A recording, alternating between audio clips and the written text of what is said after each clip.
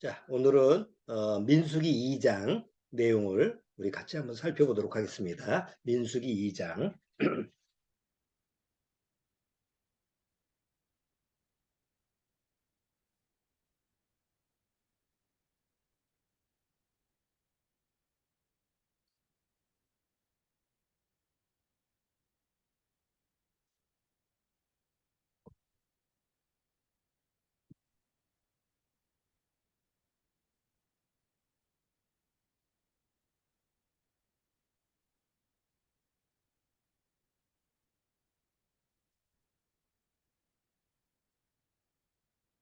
우리가 지난주에 민수기 1장 내용을 보면서 어,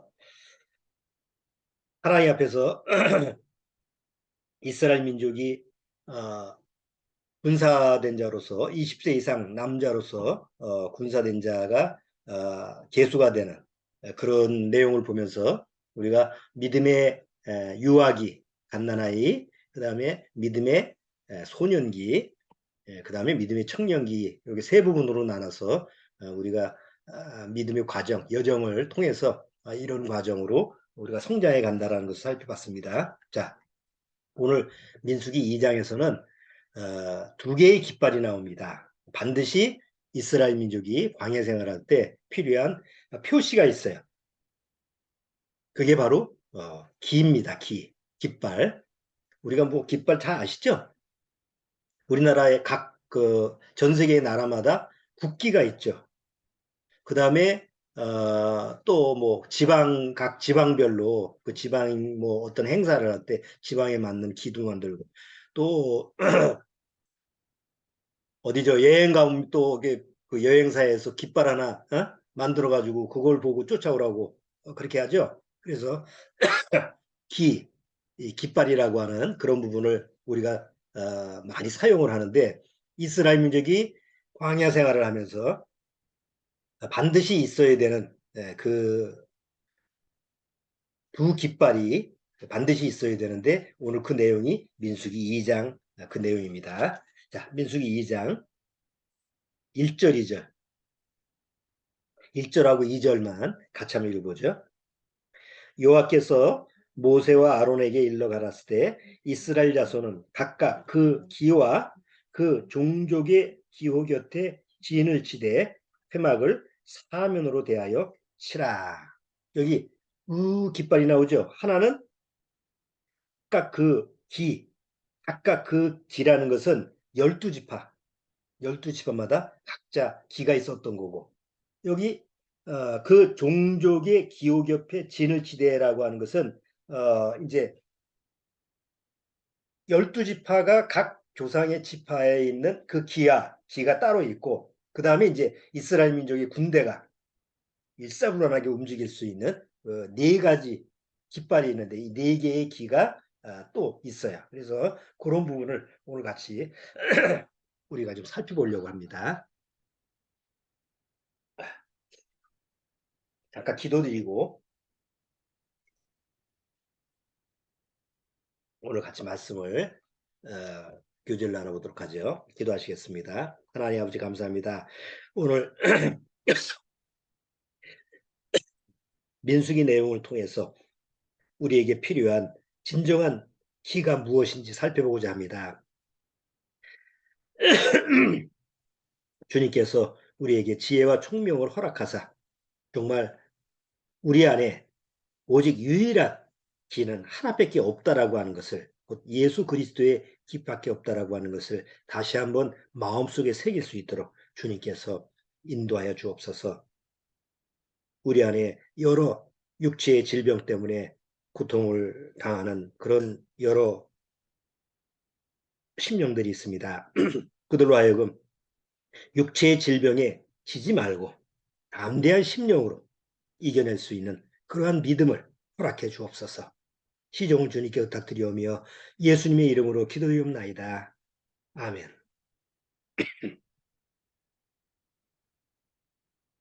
자,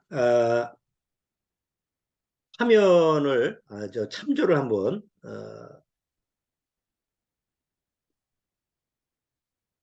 그림 참조를 한번 해볼게요.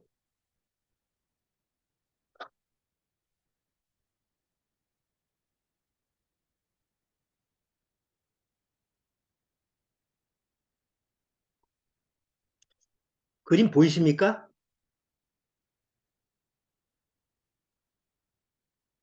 안 화면 안 보여요? 보여요. 안 보여요. 안 보여요? 잠깐만. 화면 공유를 해서 볼게요.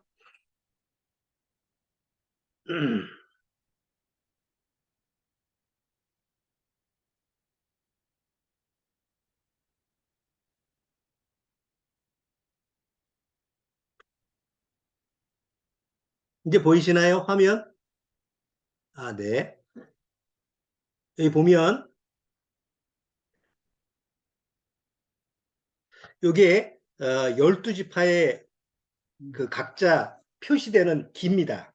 물론 요 기가 그때 당시에 사용했던 기다라고 할 수는 없어요. 근데 이제 유대인들의 전승에 의해서 전해 내려오는 그런 기록에 의해서 이럴 것이다. 이렇게 상징적으로 요게 이제 각 12지파의 기예요.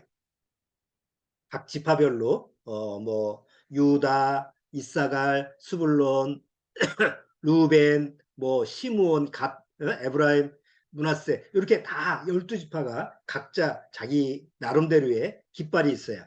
그런데 요 깃발이 있고 그 다음에 또 다른 깃발이 하나 있는데 이게 뭐냐면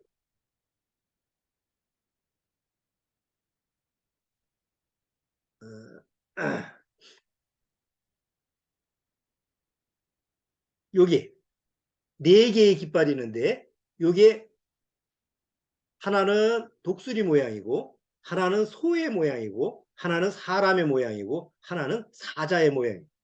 그래서 유다 지파 앞에 이런 기가 하나 있고 르벤 지파 앞에 요게 있고 요게 동쪽에 동쪽 그 세 개의 진이 세 지파가 요 깃발 아래에서 이제 움직이는 거예요. 그 다음에 북쪽에서는 단지파를 중심으로 해서 독수리요.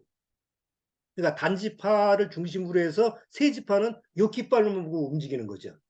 그 다음에 에브라임 지파를 중심으로 해서 서쪽에 있는 이 서쪽에 있는 요 세 개의 군대들은 소가 그려진 이 깃발만 쫓아가면 돼요. 그 다음에 이제 남쪽에는 사람 모양, 사람의 얼굴 모양이 있는 그 깃발만 쫓아가면 돼요. 그러니까 60만 대군이 남자가 20세 이상이 60만이잖아요. 그러니까 60만 대군이 일사불란하게 움직이는 것은 뭐를 보고 움직였던 거죠? 이 길을 보고 움직였던 거예요. 그래야만이 일사정령 막그 정돈이 되죠. 자, 우리가 하나하나씩 한번 짚어보도록 할게요. 자, 아까 민수기 2장 그 1절에 보면 두 기에 이제 진을 쳐라 이렇게 했는데 첫 번째 기는 뭐죠? 각자 자기 조상 집에 12지파의 기에 거기에 이제 서 있으라고 그랬어요. 그 조상 집의 기라고 하는 것은 뭐예요? 만약에 내가 에브라임 지파다.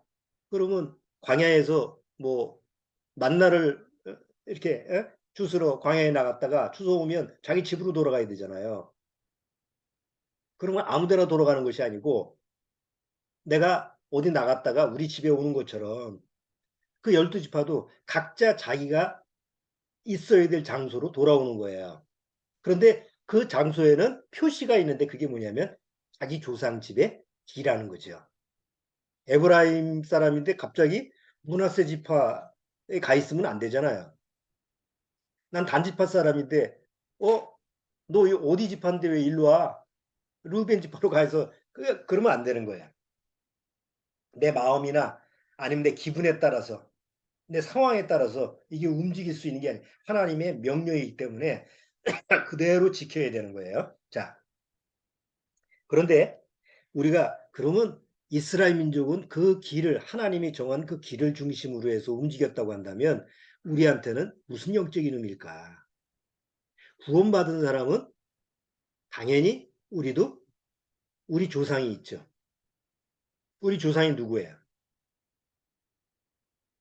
우리 조상은 뭐 예를 들어서 우리 육신의 조상은 뭐저 십몇 대 할아버지인 구파공이시다. 너 박씨면 또 몇 대, 할아버지, 아무개, 나. 이렇게 각자 육신의 어떤 자기 족보가 있죠. 그런데 우리가 구원받은 사람이라고 하면 믿음의 족보가 있어야 돼요. 그래서 성경에는 그 족보에 책이 있어요. 여러분, 그 집에 보면 자기 족보 책이 있잖아요. 우리도 특히 우리나라 같은 경우는 족보를 굉장히 중요시기니까 뭐 김씨 그러면 쭉 김씨 족보, 이씨, 박씨, 뭐 정씨, 뭐 최씨 이렇게 족보 책이 있는 것처럼 믿음의 족보가 있어요. 그래서 성경에는 그 족보 책이 나와요.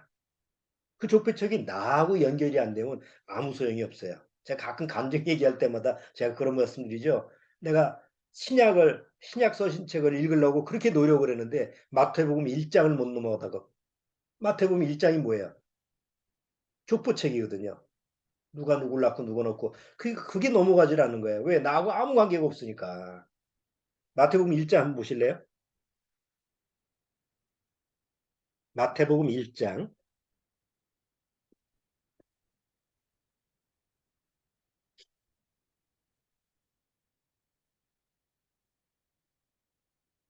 자, 마태복음 1장.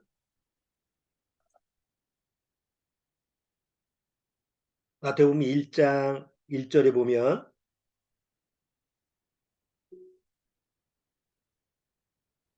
아브라함과 다윗의 자손 예수 그리스도의 세계라. 아브라함은 이삭을 낳고 이삭은 야곱을 낳고 야곱은 유다와 그의 형제를 낳고 유다는 다말에게서 베레스와 세레를 낳고 그다음 쭉쭉쭉쭉쭉쭉 나서 누구까지 나와요? 16절에 보면 야곱은 마리아의 남편 요셉을 낳았으니 마리아에게서 그리스도라 칭하는 예수가 나시니라. 마태복음 족보에는 아브라함서부터 예수님까지 이렇게 쭉 족보가 내려와요. 그럼 나하고 무슨 관계가 이 족보가? 그러니까 거듭나지 못하면 이게 아무 연관이 안 되는 거예요. 그런데 이 마태복음 1장에 이 족보가 구원받은 사람한테는 나의 영적인 족보가 되죠. 육신적으로는 나는 이 시성을 가지고 있으니까 우리 조상이 이 시성을 가지고 있는 저 구파공 할아버지서부터 족보가 있지만 믿음의 족보는 구파공 할아버지가 아니고 믿음의 족보는 바로 예수 그리스도의 족보가 있는 거예요. 두 가지 족보가 있죠. 육신의 족보가 있고 우리 영의 족보가 있는 거예요. 영의 족보가 없으면 거듭난 사람이 아니에요. 자, 그런데 누가복음에 보면 이 족보가 거꾸로 올라가네요. 누가복음 한번 보세요. 누가복음 3장을 한번 보시죠.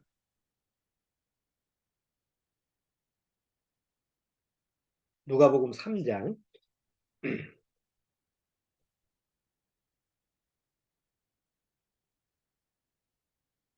자, 마태복음에서는 아브라함서부터 시작을 하죠. 아브라함은 이삭을 낳고 이삭은 누굴 낳고 이삭은 야곱을 낳고 이렇게 쭉쭉 내려왔는데 누가복음에 보면 거꾸로 올라가요. 예수님서부터 올라가요. 자, 23절. 누가복음 3장 23절. 예수께서 가르치심을 시작할 때 30세쯤 되시니라. 사람들이 아는 대로는 요셉의 아들이니 요셉의 이상은 헬리요, 그 이상은 맏다시요, 그 이상은 레이요, 그 이상은 멜기요, 그 이상은 얀나요, 그 이상은 요셉이요, 그 이상은 맏다디아요, 그 이상은 아모스요, 그 이상은 나홈이요, 그 이상은 에슬리요, 그 이상은 낫게요. 이렇게 쭉 올라가다가 자, 36절에 그 이상은 가이난이요, 그 이상은 아박사시요, 그 이상은 셈이요, 그 이상은 노아요. 노아까지 올라가죠?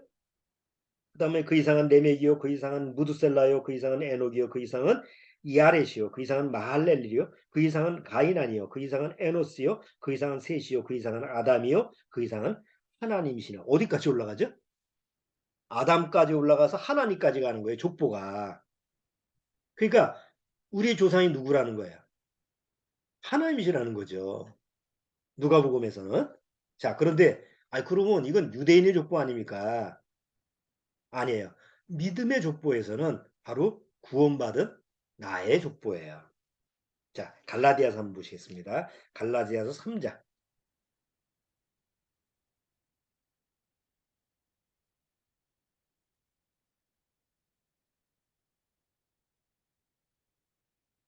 갈라디아서 3장.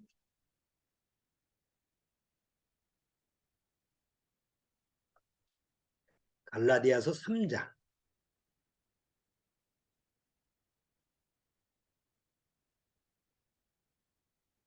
자, 갈라디아서 3장 28절. 자, 갈라디아서 3장 28절, 29절, 28절, 29절 같이 한번 읽어보죠. 너희는 유대인이나 헬라인이나 종이나 자주자나 남자나 여자 없이 다 그리스도 예수 안에서 하나이니라. 너희가 그리스도께 속한 자면, 그리스도께 속한 자는 누구예요? 거듭난 사람이죠. 그러니까 그리스도께 속한 자면 곧 아브라함의 자손이요, 약속대로 유업을 이을 자니라. 그러니까 성경에는 뭘 얘기하고 있는 거예요? 우리가 그리스도께 속한 자면 아브라함의 후손이다. 믿음의 조상이 아브라함이고 우리는 믿음의 후손이다. 그러니까 마태복음 족보나 누가복음 족보는 다 믿음의 어떤 그 조상들을 쭉 얘기하는 거죠. 그런데 그게 믿음의 족보로 보면 바로 나의 족보다. 대단한 거예요. 그러니까 저도 거듭나서 비로소 마태복음 1장을 읽기 시작했어요. 왜? 너무 신기하니까. 그 전까지는 읽을 수가 없어. 자, 이게 우리가 구원받고 나서 각자 자기가 있어야 될 자기 조상집의 기회예요. 이게 없으면 우리는 이스라엘 민족처럼 영적인 이스라엘 민족이 될 수가 없어요. 자, 그러면 우리가 거듭난 이후에 한번 잘 생각해 보세요. 내가 거듭났어. 내가 예수 그리스도 안에 속한 자야. 그러면 나의 믿음의 조상은 누구라고요? 아브라함이에요. 그리고 아브라함의 족보는 바로 나의 족보예요. 그래서 누가복음에 보면 아브라함은 그 위에 또 그 위에 그래서 아담까지 가고 아담을 또 창조하신 하나님까지 가는 거죠. 그래서 항상 거듭난 사람은 바로 이 족보, 살아있는 그 영적인 나의 그 조상의 기, 바로 하나님의 기, 그 기가 우리 심령 안에 박혀 있어요. 그러니까 하나님이 믿음 안에서 우리한테 주신 거죠. 자, 근데 여기 민수기 2장에 보면 또 다른 기가 있다고 그랬죠? 또 다른 기가 뭐죠? 그것은 네 개의 기예요. 진기, 네 개의 기인데 어, 아까 민수기 다시 돌아와서 민수기 2장.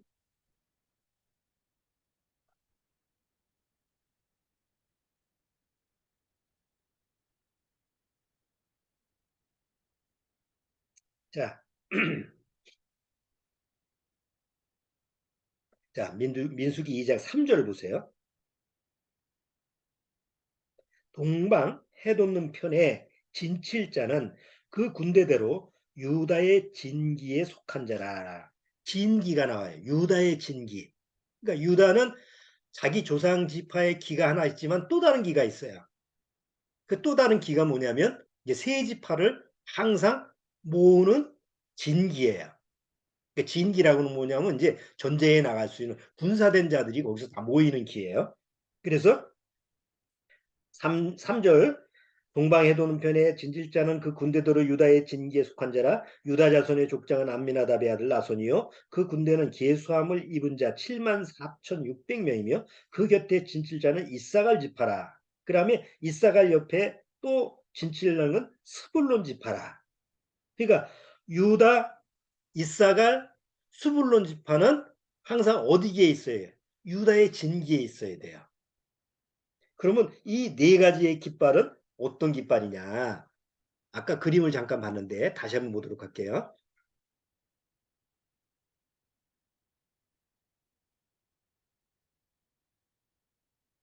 자, 보이시죠? 깃발. 자, 여기 보면 여기 그러면 지금서부터 거의 한 3,500년 전인데 어떻게 이런 기록이 남아 있을 수 있느냐? 이걸 어디에 근거해서 이런 게 이런 게 사실인지 알 수 있느냐? 사실일 수는 없어요. 이 기록이 안 남아 있으니까. 다만 우리가 추정을 해보는 거예요. 아, 이 기가 왜 이 네 가지의 기가 과연 어떤 모양이 있을까? 그래서 여러 학자들이 같이 연구를 해서 이럴 거다. 성경적인 근거에서 이럴 거다라고 추정을 한 게 바로 이 네 가지의 깃발이 네 가지의 성경에 나와 있는 이 형상이다. 그래서 하나는 사자, 하나는 독수리, 하나는 소, 하나는 사람 얼굴. 자, 여러분 이 네 가지의 징기는 뭐 할 때 필요하다고 그랬죠? 이거는 12지파의 기처럼 그들이 머물 수 있는 어떤 그 장소를 정해주는 게 아니죠. 이거는 싸움에 나가는, 전쟁에 나가는 그런 그 싸움에 나갈 수 있는 필요한 기회예요. 그래서 이 전쟁에 나갈 때는 이 네 개를 중심으로 해서 움직이는 거니까 이거는 12지파의 진기하고 12지파의 기하고는 좀 다르죠. 자, 요 근거가 에스겔서 한번 보시겠어요? 에스겔서 1장.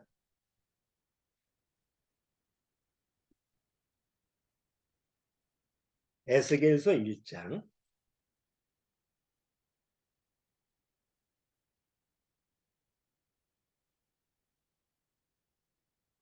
에스겔 손자가 어, 하나님 앞에서 하나님이 주시는 그 계시를 받아요. 그때 이제 환상으로 계시를 받는데 그 하나님이 에스겔을 통해서 네 가지의 형상을 보여줍니다. 이 네 가지 형상이 뭐냐? 자, 어, 4절서부터 볼게요. 에스겔서 1장 4절. 내가 보니 북방에서부터 폭풍과 큰 구름이 오는데 그 속에서 불이 번쩍번쩍하여 비치고 그 사면에 비치며 그 불 가운데 단쇠 같은 것이 나타나 보이고 그 속에서 네 생물의 형상이 나타나는데 그 모양이 이러하니 사람의 형상이라 각각 네 얼굴과 네 날개가 있고 그 다리는 곱고 그 발바닥은 송아지 발바닥 같고 마광한 구리같이 빛나며 그 사면 날개 밑에는 각각 사람의 손이 있더라. 그 네 생물의 얼굴과 날개가 이러하니 날개는 다 서로 연하였으며 행할 때는 돌이키지 아니하고 일제히 앞으로 곱게 행하며 그 얼굴들의 모양은 넷의 앞은 사람의 얼굴이요 넷의 우편은 사자의 얼굴이요 넷의 좌편은 소의 얼굴이요 넷의 뒤는 독수리의 얼굴이라. 여기 네 가지 형상이 나오죠. 하나는 사람의 얼굴, 하나는 독수리, 하나는 사자, 하나는 소의 모습. 그렇죠? 이 네 가지의 모습이 나타나는데 이거 비슷한 내용이 똑같은 내용이 요한계시록에 또 나와요. 요한계시록 4장 보세요.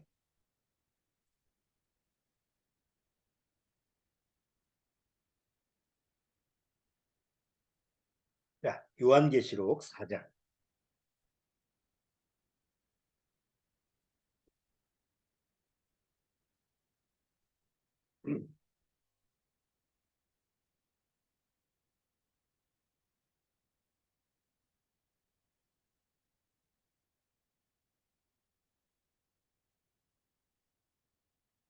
자, 요한계시록 4장 보시면 그 하늘에 있는 장면을 하늘에 있는 그 모습들을 여기서 나타나는데 요한계시록 4장 4절 또 보좌에 둘려 24 장로들이 24 보좌들이 있고 그 보좌들 위에 24 장로들이 흰 옷을 입고 머리에 금면류관을 쓰고 앉았더라. 보좌로부터 번개와 음성과 내성이 나고 보좌 앞에 일곱 등불 켠 것이 있으니 이는 하나님의 일곱 영이라. 보좌 앞에 수정과 같은 유리바다가 있고 보좌 가운데에 주의 보좌 주위에 네 생물이 있는데 앞뒤에 눈이 가득하더라. 자, 7절 보세요. 그 첫째 생물은 사자 같고 그 둘째 생물은 송아지 같고 그 셋째 생물은 얼굴이 사람 같고 그 넷째 생물은 날아가는 독수리 같은데 그 네 생물이 각각 여섯 날개가 있고 그 안과 주위에 눈이 가득하더라. 그러니까 똑같은 에스겔서에 봤던 그 환상하고 요한계시록에서 나오는 그 하늘에 있는 그 네 가지 생물의 모습하고 같죠? 그런데 과연 이게 뭘 의미하는 거냐? 이제 그게 이제 중요한 거죠, 우리한테는. 자, 그림을 한번 다시 한번 참조해 볼까요?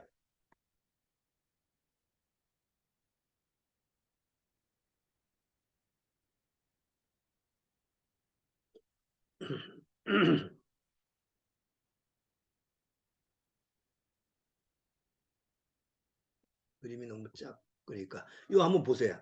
요런 아까 에스겔서에 나왔던 그 형상을 이렇게 날개가 달려 있고 그냥 눈이 가득하고 이렇게 이제 그림으로 형상화시킨 건데 그 에스겔이 봤던 환상 하나님의 계시가 바로 이런 모습이다. 사자, 소, 또 사람의 얼굴, 그다음에 독수리 이런 모습이라고 하는 것을 이렇게 이제 그림으로 이렇게 표현해주고 있어요. 자, 이제 성경학자들이 과연 그러면 이 성경에 나와 있는 네 가지 생물들은 뭐냐 많이 연구를 했는데 나중에 이제 이건 바로 예수 그리스도의 모습이다 라고 이제 결론에 도달했어요. 그리고 그거의 증거로 뭐냐면 공간복음 네 개를 연결시키는 거예요. 마태복음, 누가복음, 이제 마태, 마가, 누가, 요한복음 있잖아요. 공간복음이 네 가지 복음서죠. 자, 근데 마태복음은 뭘 상징하죠? 마태복음은 왕으로 오신 예수 그리스도를 표현해요. 그러니까 왕으로 오신 예수님의 표현은 그 밀림의 왕은 누구예요? 사자의 모습이죠. 사자의 모습을 표현해요. 자, 근데 마가복음은 예수님이 종으로 오신 예수님을 표현해요. 마가복음의 내용은 종으로 오신 예수 그리스도예요. 그러면 죽으라고 일을 하는 것은 동물 중에 뭐예요? 소죠. 그 다음에 누가복음은 예수님이 인간의 모습으로 완전한 인간의 모습으로 오셔서 예수님의 인성을 잘 표현해주고 있는 게 누가복음이에요. 그래서 사람의 얼굴은 누가복음을 얘기하는 거고 요한복음은 마태, 마가, 누가에서 전체적으로 예수님을 뭐 우측에서 좌측에서 이렇게 뒤에 앞뒤로 이렇게 표현했다고 한다면 위에서 내려다보는 그러니까 하늘에서 내려다보는 그런 독수리가 하늘에서 아래를 내려다보듯이 그렇게 해서 요한복음을 독수리 복음이라고 그래요. 그래서 이 네 가지의 공간복음을 바로 네 가지의 모습으로 이 보여지는 생물의 형태로 해석을 해요. 근데 뭐 성경학자들의 전체적인 의견이 그래요. 이건 뭐 그렇게 딱히 이거 아니다 이렇게 하는 사람은 별로 못 봤어요. 자, 그러면 이 네 생물은 결국 구약시대 에스겔이나 요한계시록이나 누구를 상징하는 거예요? 예수님을 상징하는 거죠. 그러면 구약시대의 민수를 통해서 이스라엘 민족의 군사들이 다 네 개의 깃발에 모인다는 것은 누구 아래 모이는 거예요?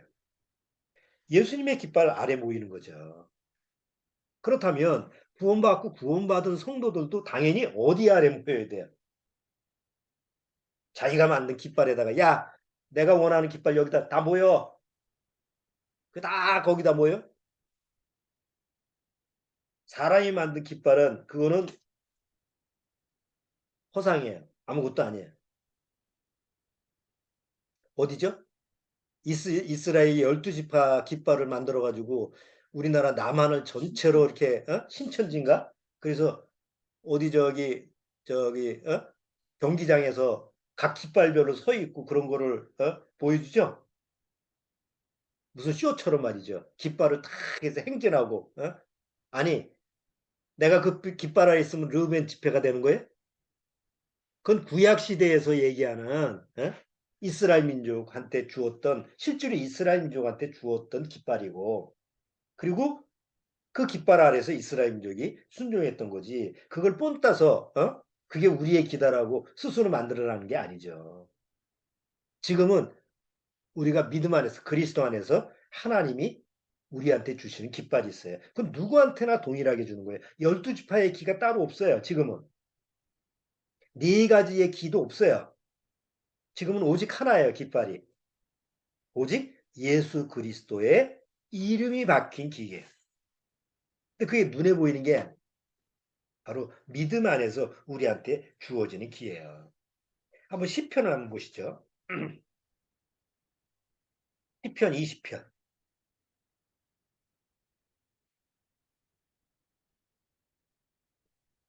시편 20편.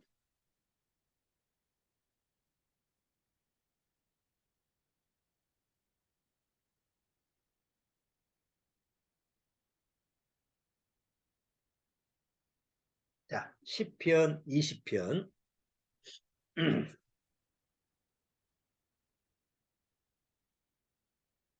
시편 20편 5절 보세요. 시편 20편 5절 같이 한번 읽어보죠. 5절. 우리가 너의 승리로 인하여 미가를 부르며 우리 하나님의 이름으로 우리 길을 세우리니. 길을 세우는데 누구의 이름이요? 우리 하나님의 이름으로 길을 세운다고 그랬죠.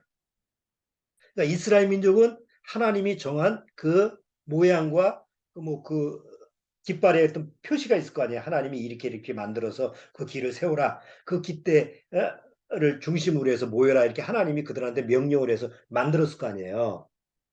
그런데 지금 구원받은 우리한테는 스스로 너 이렇게 만들어라. 그런 게 있을까요? 없을까요? 그런 게 없어요. 왜? 하나님이 친히 그 깃발을 주시기 때문에 그래요. 시편 60편.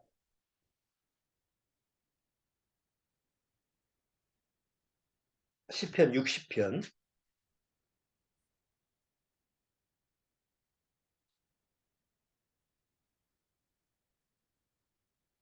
시편 60편 4절 보세요. 자, 시편 60편 4절. 아주 중요한, 아주 중요한 그런 말씀이에요. 자, 시편 60편 4절 같이 읽어보죠. 주를 경외하는 자에게, 주를 경외하는 자가 누구예요? 교회 다니는 사람? 목사? 장로? 아니죠. 어떤 직분을 가지고 뭘 하는 게 아니고 바로 주님을 경외하는 자, 곧 구원받은 사람이 하나님을 경외하는 자죠. 주를 경외하는 자에게 뭘 주시고? 길을 주시고 진리를 위하여 달게 하셨나이다. 자기 이름을 위해서 달게 하는 거예요? 아니면 진리를 위해서 달게 하는 거예요? 진리를 위해서 달게 하는 거예요.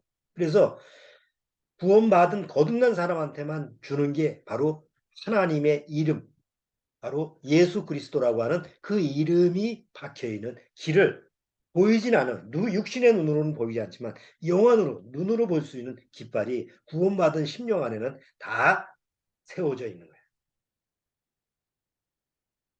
그걸 우리가 믿음의 눈으로 봐야죠. 안 보이는데요? 정말 구원받았다고 한다면 믿음의 눈으로 내 심령 안에 하나님의 약속의 말씀을 믿으면 그냥 있는 줄 알면 되는 거예요. 그걸 자꾸 보려고 그러면 그게 보이겠어요? 믿음의 눈으로 보는 거니까.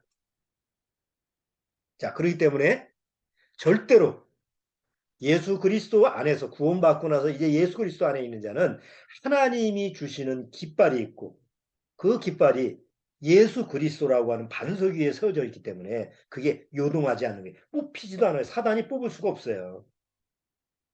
뽑히지도 않아. 아주 단단하게 그게 예수 그리스도라는 반석 위에 세워졌기 때문에 그래서 그 믿음으로 항상 예수 그리스도라고 하는 이름의 깃발을 보고 나아가는. 그런데 이걸 흉내내는 사람들이 있죠. 이게 사단이에요. 예수 그리스도라는 이름을 살짝 뭘로 바꾸는 거예요. 예수 그리스도라는 예수를 적그리스도. 적그리스도라고 하는 게 적이라는 글자가 들어간다는 게 아니라 적이라는 말은 비슷하다는 뜻이에요. 똑같은 예수 그리스도라는 이름이야. 눈으로 보면 똑같은 예수 그리스도야. 그런데 그 예수라는 말이 실상은 예수가 아니고 가짜단 말이에요. 가장 그것이 그 모형적으로 대표적인 예가 AD 3세기에 콘스탄틴 황제예요. 기독교를 고민했던 콘스탄틴 황제죠. 그래서 대다수 기독교인들은 콘스탄틴 황제가 대단한 기독교인이면서도 아주 대단한 믿음의 일을 했다. 이렇게 이제 칭송을 하기도 해요. 자, 그런데 실상 내부의 내용을 보면 사실은 구원하고는 아무 관계가 없어요. 보세요. 콘스탄틴 황제가 되기 전에 말이죠. 예, 동놈하고 서놈하고 이렇게 막 싸움이 일어날 때 전쟁을 하는데 좀 수세에 몰렸어요. 그런데 밤에 꿈을 꾸는데 환상이 하나 보래요. 그 환상이 뭐냐면 바로 이 모양으로, 그러니까 십자가의 그 모습이 보여지면서 이 모양으로 이기면, 이제 싸우면 네가 이길 수 있다. 그래서 콘스탄틴 황제가 다 십자가라고 하는 그림, 길을 만들어 가지고 그렇게 나가서 싸워서 결국 이깁니다. 그래서 그 다음에 콘스탄틴 황제가 승리하고 나서 이제 로마 전체를 그 다스리는 황제가 됐잖아요. 그래서 기독교를 공인을 해요. 313년에 기독교를 공인하는데 기독교만 공인한 게 아니에요. 모든 종교를 허용했어요. 기독교뿐만 아니라 모든 종교가 다 자유스럽게 자기 믿고 싶은 대로 믿어라. 그리고 그 가운데서 그 전까지 열 황제 때문에 그렇게 핍박을 받던 그 기독교인들도 더 이상 고통당하지 말고 이제는 마음대로 나와서 하나님께 예배를 드려라. 내가 허용을 해줄게. 그래서 허용을 해주는 게 콘스탄틴 황제의 기독교 공인에 인정해주는, 공식적으로 인정해준 거예요. 나와서 하나님께 마음대로 예배를 드려라. 자, 그런데 거기서 문제는 뭐냐면 황제가 기독교를 공인해 주니까 많은 사람들이, 지하에 숨었던 사람들이 다 나왔죠. 그래서 공개적인 예배를 드리고 공개적으로 하나님을 섬기는데 뭐 어중이 떠중이 다 나왔을 거 아니에요. 그리고 더군다나 황제가 기독교라고 하는 그 종교를 갖다가 인정을 해주니까 뭘 가질까요? 힘을 가지죠. 옛날에는 아주 지하 동굴에서 죽음을 무릅쓰고 거기서 이제 하나님을 섬겼는데 이제는 누가 무시도 못하는 그런 강한 세상적인 세력을 가지고 있는 거예요. 그러니까 그런 세상적인 위력이나 세력을 가지고 있다 보니까 그 세력에 어떤 사람들이 모여들까요? 아, 거기에 나도 편승해서 뭔가 이익을 얻어볼까라고 하는 사람들이 떼거지로 몰려드는 거예요. 그래서 점점 기독교라고 하는 게 종교화되기 시작하는 거죠. 점점 규모가 커지다 보니까 점점 부패해지고. 그러니까 지금의 이제 구교가 되는 거예요. 물론 콘스탄틴 황제가 그런 거를 다 예측하고 그런 건 아니잖아요. 그냥 자기가 전쟁에서 승리했기 때문에 그거를 허가해 준 것뿐인데 결국은 기독교는 종교화돼 버리고 진짜 구원받은 사람들은 다시 어디로 들어가냐면 다시 지하로 들어가게 돼요. 그래서 그 조그만, 옛날서부터 조그만 책자 보면 카타콤의 순교자라고 하는 그런 책자를 보면 그런 역사적인 얘기가 이제 기록이 돼 있죠. 근데 어쨌든 간에 대다수 구원받지 못한 사람들은 콘스탄틴 황제가 기독교를 공인하고 그래서 기독교가 전 세계적으로 복음을 전파되고 이렇게 좋은 긍정적인 평가를 해요. 근데 실상 내용을 보면 그렇진 않죠. 그리고 그 콘스탄틴 황제라는 사람이 나중에 죽기 전에 침례를 받게 되는데 그 구원받은 사람한테 침례를 받은 게 아니라 그 당시에 이단에 속한 어떤 사제한테 침례를 받고 그래. 구원받은 사람이라고는 볼 수 없는 그런 모습을 가지고 역사적으로 가지고 있으니까 구원하고는 좀 관계가 없는 사람이죠. 어쨌든 중요한 것은 이렇게 세상에서 사단은 예수 그리스도의 이름만 들어가 있는 그 하나님만이 주시는 이 깃발을 오염시키고 자꾸 왜곡시키는 게 사단의 수스라는 거예요. 이제 거기에 우리가 현혹되거나 넘어가면 안 돼요. 누가 깃발 세우고 열로 모이라 거기 쫓아다니는 바보 같은 모습을 취하면 안 돼요. 우리 안에는 누가 있다? 예수 그리스도가 주시는 깃발이 있다. 그거를 꼭 기억하셔야 돼요. 사도 바울은 뭐라고 그랬어요? 내 안에 예수 그리스도 외에는 다른 것을 난 알지 않기로 작정했다. 이 정도로 얘기하죠. 예수님의 이름 말고는 난 아무것도 몰라. 이렇게 선언을 해요. 한번 보시죠. 빌립보서 2장.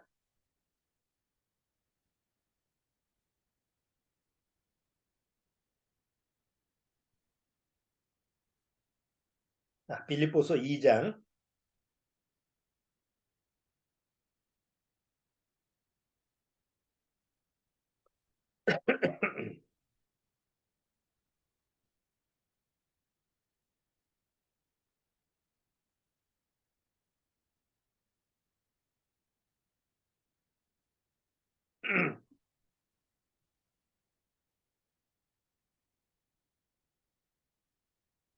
1장.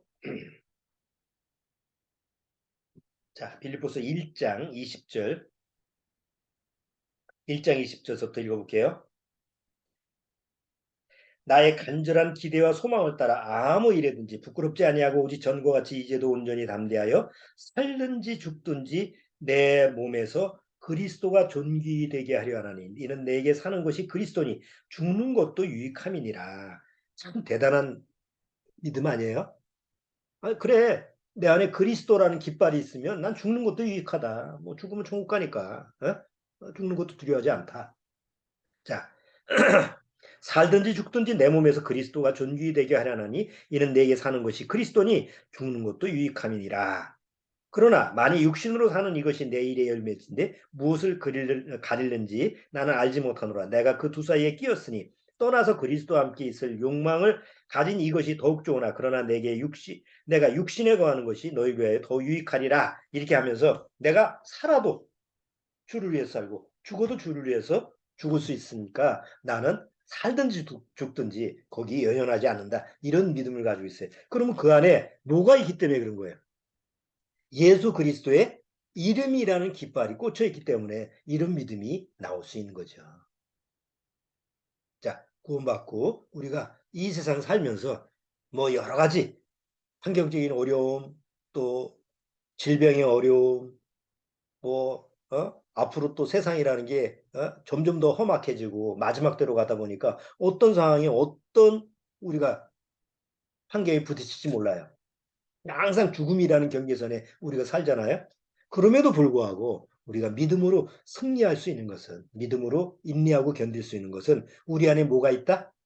바로 예수 그리스도라는 이름이 박힌 하나님이 경건한 자에게 주시는, 하나님을 경외하는 자에게 주시는 깃발이라는 게 우리 안에, 심령 안에 꽂혀 있다는 거 꼭 기억하시기 바랍니다. 그리고 항상 그 깃발을 바라보고 그 깃발 아래 우리가 항상 머물 수 있는 이런 자세, 믿음의 자세가 필요합니다. 자, 오늘은 여기까지 하도록 하겠습니다. 잠깐 기도드리겠습니다. 하나님 아버지 감사합니다. 우리에게 예수 그리스도, 오직 예수 그리스도라고 하는 그 이름이 박혀 있는 그런 깃발을 우리에게 주셨습니다. 어찌 보면 그 길은 예수 그리스도의 피로 말미암아 적셔진 그런 깃발인지도 모릅니다. 그러나 분명한 것은 그 안에 적혀 있는 이름은 바로 오직 나를 구원하신 예수 그리스도라는 이름뿐인 뿐인 줄 아옵니다. 우리가 어떤 환경에 있든지 어떤 질병에 있든지 바로 내 안에, 내 심령 안에 꽂혀 있는 그 예수 그리스도의 이름이라는 깃발 아래 항상 진을 치게 하옵시고, 그리고 어디에 나갈 때나 움직일 때나 머물 때나 항상 예수님의 깃발을 중심으로 해서 우리가 살아갈 수 있는 그런 믿음을 허락해 주옵소서. 이 마지막 때 정말 주님이 부르시는 그날까지 항상 예수 그리스도라는 깃발 아래서 우리가 하나님과 동행하는 그런 삶을 살 수 있도록 주님께서 축복해 주옵소서. 예수 그리스도의 이름으로 축원합나이다. 아멘.